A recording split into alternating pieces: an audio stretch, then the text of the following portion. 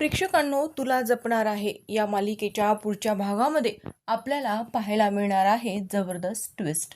प्रेक्षकांनो, आपण पाहतोय की सध्या मंजिरीचा अंत सुरू असला तरीही मंजिरी हार मानायला तयार नाहीये आणि त्यामुळे मंजिरी एक मोठं षडयंत्र हे शिवनाथ मीरा विरुद्ध करत असते आणि त्यामध्ये ती मायाचा वापर करताना दिसून येते. शिवनाथला मात्र संशय आलेला असतो. म्हणत असतो, इथे कुणीतरी आहे, मला असं का वाटतंय. आणि आपण पाहतो की शिवनाथच्या त्या विधीमध्ये सुद्धा अडचणी निर्माण होत असतात. अग्नी हा प्रज्वलित होत नसतो आणि त्याची जी गती आहे ती सुद्धा खूप कमी झालेली असते. परंतु शिवनाथ खूप प्रयत्न करतो आणि तेव्हा त्याच्या लक्षात येतं. आता मात्र मीरा, अंबिका, शिवनाथ हे तिघे जण मात्र एका मोठ्या खेळाला सुरुवात करतात. मंजिरीला असं वाटू लागतं की शिवनाथला मीराला काहीच माहीत नाहीये आणि मी सहजच इथून बाहेर पडू शकते.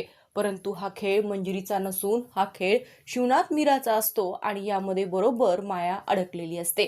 कारण की मीराला माहीत असतं की मंजिरी त्या पिंजऱ्यात अडकली आहे, ती तिथून बाहेर येण्याचा नक्कीच प्रयत्न करेल.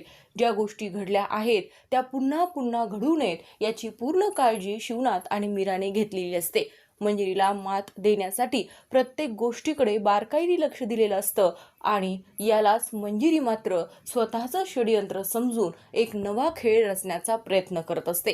प्रेक्षकांनो, आपण पाहतो जेव्हा मायाला मंजिरीचा आवाज ऐकू येत असतो, स्वतः माया तिथे येते सुद्धा. परंतु जेव्हा शिवनाथला संशय येतो तेव्हा मात्र मंजिरी मायाला तिथून जायला सांगते.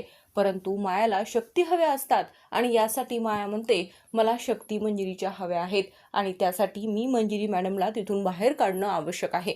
आणि जेव्हा मंजिरी पुन्हा आपण पाहतो की मायाला सांगणार असते की तू तिथे यायचं आहे, परंतु प्रेक्षकांनो, मायाचं तिथे येणं हे शिवनाथ आणि मीरानेच ठरवलेलं असतं आणि ही धक्कादायक गोष्ट मात्र मंजिरीला माहीत नाहीये. आपण पाहतो की ज्या खेळामध्ये मंजिरी मायाला स्वतःचं प्यादं बनवू पाहतीये, परंतु आता मात्र खेळ पलटला आहे. शिवनाथ आणि मीरानेच मायाचा वापर केलेला असतो जेणेकरून मंजिरी त्यांच्या षडयंत्रात अडकेल. प्रेक्षकांनो, इकडे आपण पाहतोय की अंबिका आता घरात दिसत नाहीये आणि त्यामुळे अथर्व खूप बेचैन झालेला असतो. परंतु मीरा मात्र अथर्वला समजावते आणि ती सांगते की खूप काही घडू शकणार आहे आणि त्यामुळे तुम्ही निवांत राहा, शांत राहा, कारण की आता ताई तुमच्या समोर येऊ शकणार नाहीये आणि यासाठी थोडासा काळ जाणार आहे. आणि तेव्हा मात्र अथर्व मीराचं बोलणं शांतपणे ऐकून घेतो. परंतु प्रेक्षकांनो, हा खेळ कसा आहे हे आपल्याला पुढील भागात पाहायला भेटेलच. मालिका ही अंतास आलेली आहे. मालिकेचा शेवटचा टप्पा सुरू आहे आणि त्यात मंजिरीचा अंत तर होणारच, परंतु त्याचबरोबर रामपुरे आणि गुरव कुटुंबाला आपण पाहतो की या सगळ्यांमध्ये त्या कुटुंबावर आलेलं जे संकट असतं ते संकट मात्र आता कायमचं दूर होणार आहे. मुळासहित या संकटाला उपटून टाकण्याची शक्ती आता मीरा आणि शिवनाथने निर्माण केलेली असते. आपण पाहतो पंचधातूंना एकत्रित करून जे मिश्रण तयार केलेलं असतं आणि त्या मिश्रणाचा वापर कासव तयार करण्यासाठी होणार असतो. तो विधी शिवनाथ सुरू करतो, परंतु मायामुळे मात्र सतत त्यामध्ये विघ्न येत असतात आणि ही गोष्ट मीराला समजते. शिवनाथ सांगतो की असं काही घडलं आहे मीरा की ज्यामुळे पूजेमध्ये विघ्न येत आहेत आणि तेव्हा मात्र मीरा विचार करते. अंबिका सुद्धा या गोष्टींना व्यवस्थित पाहत असते की काय झालं असेल. मंजिरी तर पिंजऱ्यात अडकली आहे, तर मग आणखीन तिथे काय आहे, म्हणजे त्या गुहेमध्ये आणखीन दुसरं कोणी आहे का जे मंजिरीची मदत करत आहे. आणि जेव्हा मीरा स्वतःहून त्या गुहेमध्ये जाते तेव्हा तिला तिथे माया दिसते. परंतु आपण पाहतो तेव्हा मात्र मीरा मायाला संशय येऊ नये अशा गोष्टी करून आपण पाहतो की मीरा तिथून जाते. परंतु या गोष्टी सर्व तिने शिवनाथला सांगितलेल्या असतात आणि आता मात्र मायाचा अंत होताना सुद्धा आपल्याला दिसून येणार आहे. प्रेक्षकांनो, माया खरं तर गुन्हेगार असतेच, कारण की मंजिरीच्या सांगण्यावरून तिने अंबिकाचा खून केला. परंतु या सगळ्यांमध्ये आपण पाहतो की माया सुद्धा तितकीच गुन्हेगार आहे आणि म्हणून मायाचा बळी तर जाणं आवश्यकच आहे. म्हणजे मायाचा बळी हा जाणारच आहे आणि त्याचबरोबर मंजिरीला कोणतीही मदत होणार नाहीये. परंतु मंजिरी मात्र भ्रमात आहे की तिला मदत होणार आहे, कारण की प्रेक्षकांनो, आपण पाहतो इकडे मंजिरी मायाची वाट पाहत असते. माया कुठे आहे, आता सगळं काही संपलं आहे, आता मी काहीच करू शकत नाही, स्वतःला वाचू शकत नाही, माझं चिरतृण होण्याचं स्वप्न हे कधीच पूर्ण होऊ शकत नाही, असं मात्र आपण पाहतो मंजिरी विचार करत असते. कारण की तिला दिसत असतं की हे सगळं शिवनाथ करत आहे म्हणजे लवकरात लवकर माझा अंत हा जवळ येत आहे आणि त्यासाठी शिवनाथ ह्या सगळ्या विधी करत आहे. परंतु आता याला थांबवायचं कसं हे मंजिरीला कळत नसतं आणि त्यामुळे यात एकच पर्याय आणि तो म्हणजे माया. आणि यामुळे मंजिरी मायाची वाट पाहत असते. परंतु तेवढ्यातच तिथे मीरा येते आणि मीरा आणि शिवनाथ हे दोघे जण मिळून आपण पाहतो एक विधी करत असतात. आणि आता मात्र तिथे माया नसल्यामुळे आणि तिथे कोणतीही वाईट शक्ती नसल्यामुळे तिथे फक्त विधीची सुरुवात ही व्यवस्थित झालेली असते. आणि त्यानंतर आपण पाहतो की ज्या वस्तू मीराने आणलेल्या असतात, ज्या रामपुरे घरातीलच असतात, पंचधातूच्या वस्तूंना एका पातेल्यामध्ये ठेवण्यात येतं आणि त्यानंतर अग्नी प्रज्वलित झाल्यामुळे त्या वस्तूचं द्रव्यात रूपांतर होतं आणि त्या द्रव्याला अग्नी देण्यात येत असतो. आपण पाहतो की अग्नीची क्षमता ही शिवनाथ वाढवत असतो आणि काही मंत्र सुद्धा तो म्हणत असतो. मीरा समोर बसलेली असते आणि त्यानंतर तो अग्नी प्रज्वलित झाल्यामुळे त्या वस्तूंचं द्रव्यात रूपांतर होत असतं आणि प्रेक्षकांनो आपण पाहतो जसं जसं कार्य पुढे जात असतं आणि तशा पद्धतीने आपण पाहतो ते द्रव्य आणखीनच तेजस्वी दिसू लागतं. आणि हे सगळं मंजिरी पाहत असते, तिला घाम फुटलेला असतो आणि इकडे मात्र अथर्व हा अंबिकाचाच विचार करत असतो, कारण त्याला मनापासून माफी मागायची आहे. परंतु प्रेक्षकांनो अथर्वच्या आयुष्यात पुढे काय घडणार आहे हे आपण सांगू शकत नाही, कारण की शिवनाथ म्हटलेला असतो की अंबिका तू स्वतःचा देह त्याग केलास, परंतु प्रत्येकाचा देह त्याग झाल्यानंतर आत्मा मात्र त्याचा जिवंत असतो आणि तुझ्या बाबतीमध्ये काही गोष्टी वेगळ्या आहेत. म्हणजे अंबिका ही पुन्हा एकदा अथर्व समोर येऊ शकते का आणि ती तेव्हा जिवंत असू शकते का, या सगळ्याच गोष्टी आपल्याला पाहायला भेटतील.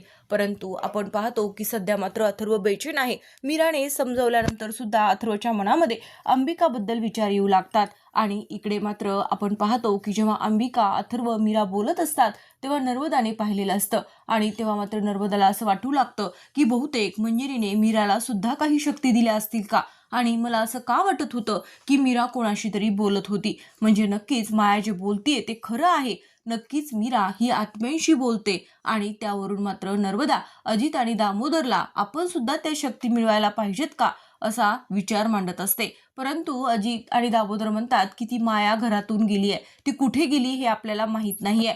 परंतु प्रेक्षकांनो इकडे आपण पाहतो की माया गुहेत गेलेली असते, तिच्यासमोर मीरा आलेली असते, परंतु मीरा तिला दाखवून देते की तिने काही पाहिलेलं नाहीये आणि तिला काही माहीत नाहीये आणि त्यामुळे माया पुन्हा मंजिरीच्या बोलवण्याची वाट पाहत असते. परंतु इकडे मात्र मंजिरी मायाला बोलवत नाही आणि तेव्हा आपण पाहतो की हे सगळं घडत असताना मीराला मात्र सगळ्या गोष्टींची कल्पना आलेली असते. आपण पाहतो की अथर्व हा अंबिकाला पाहू शकतो आणि मीराच्या द्वारे अंबिकाचा स्पर्श सुद्धा त्याला जाणवत असतो. परंतु जे काही घरामध्ये सुरू आहे, कारण की आता घरामध्ये अंबिकाही नाही आणि मीराही नाही आणि त्यामुळे अथर्व हा खूप अस्वस्थ झालेला असतो. इकडे आपण पाहतो की ते जे द्रव्य असतं ते खूप तेजस्वी बनलेलं असतं आणि त्यानंतर शिवनाथ आणि मीरा ते द्रव्य हे जमिनीवर टाकतात. तेव्हा शिवनाथ काही मंत्र म्हणत असतो आणि त्या द्रव्यातून एक दिव्य कासव हा दिसू लागतो. तोच कासव असतो जो तळीगावच्या नदीमध्ये असतो आणि आता तो कासव हा पंचधातूचा बनलेला असतो आणि आता त्या कासवामुळे आपण पाहतो की एक मोठं रहस्य हे मंजिरीच्या अंताचं उलगडणार असतो. आता काही वेळच शिल्लक आहे की ज्यामध्ये मंजिरीचा अंत होऊ शकतो हे दिसून येतं. परंतु प्रेक्षकांनो या सर्व खेळामध्ये मात्र मंजिरीला दिसू लागतं की आता कासव हा समोर आहे, म्हणजे माझा अंत हा निश्चित आहे, आता मी काहीच करू शकत नाही असं मंजिरीला वाटत असतं. परंतु तेवढ्यातच तिला समोर माया येताना दिसू लागते आणि इकडे आपण पाहतो की मीरा तो कासव घेऊन मंजिरीला दाखवते. मंजिरी म्हणते की कासव तयार झाला. मंजिरी घाबरलेली दिसून येते. मीरा मंजिरीला म्हणत असते की आता हे युद्ध तुझं नाहीये, तुझ्याकडचा तोल युद्धाचा कधीच संपलेला आहे. कारण की प्रेक्षकांना आपण पाहतो की मंजिरी प्रत्येक वेळेस मीरा शिवनाथला सांगत असते की हे युद्ध तुमचं नाहीये, तुम्हाला या युद्धात कधीच यश मिळणार नाही, हे युद्ध माझं आहे आणि हे मीच जिंकणार आणि तुमचा अंत होणार, मी तुम्हाला संपवणार असं मात्र मंजिरी प्रत्येक वेळेस मीरा शिवनाथला म्हणत असते. परंतु आता मात्र मीरा म्हणते की तुझ्याजवळ असलेला तोल मात्र या युद्धाचा कधीच संपलेला आहे, आता फक्त तुझा अंत होऊ शकतो, तू हे युद्ध हरली आहेस मंजिरी आणि आता तुझ्या अंताचा शेवट बघण्यासाठी तयार राहा असं म्हणून मीरा ते कासव मात्र आपण पाहतो की शिवनाथच्या हातात देऊन तिथून जाते. कारण की आता पुढच्या गोष्टींची तयारी करायची असते. प्रेक्षकांनो, आपण पाहतो की जेव्हा मीरा जात असते तेव्हा माया मात्र तिकडे येत असते. मायाने खूप वाट पाहिली मंजिरीच्या बोलवण्याची, परंतु मंजिरीने काही तिला बोलवले नसतं आणि तिथे काय घडतंय हे पाहण्यासाठी मात्र माया तिथे आलेली असते. मायाला कळतं की शिवनाथला तिच्या अस्तित्वाची जाणीव होतीये, परंतु त्यांना सुद्धा मी दिसत नाहीये. परंतु आता मात्र खेळ पलटणार आहे. प्रेक्षकांनो, इकडे मंजिरीच्या चेहऱ्यावरचा आनंद हा शिवनाथ पाहतो आणि त्याच्या लक्षात येतं की मंजिरीने पुन्हा खेळ सुरू केलेला आहे. आता मात्र शिवनाथ मंजिरीला जिंकू देणार नाही हे तर आपल्याला पाहायला भेटेलच, परंतु त्याचबरोबर प्रेक्षकांनो, आपण पाहतो की तिथे माया आल्यानंतर मायाचं पुढे काय होईल हे पुढील भागात आपल्याला पाहायला भेटणार आहे. परंतु त्याचबरोबर इकडे मीरा जी काही मंजिरीला बोललेली आहे त्यावर मंजिरी मीराला उत्तर देणार का, आणि तसेच अंबिकाचं असं अचानक जाणं हे सगळं अथर्वसाठी सहन होऊ शकणार आहे का, हे सुद्धा आपल्याला पुढील भागात पाहायला भेटेल. तर प्रेक्षकांनो, तुला जपणार आहे ही मालिका पाहण्यासाठी चॅनलला सबस्क्राईब करा. व्हिडिओ आवडला असेल तर व्हिडिओला लाईक आणि शेअर करायला विसरू नका.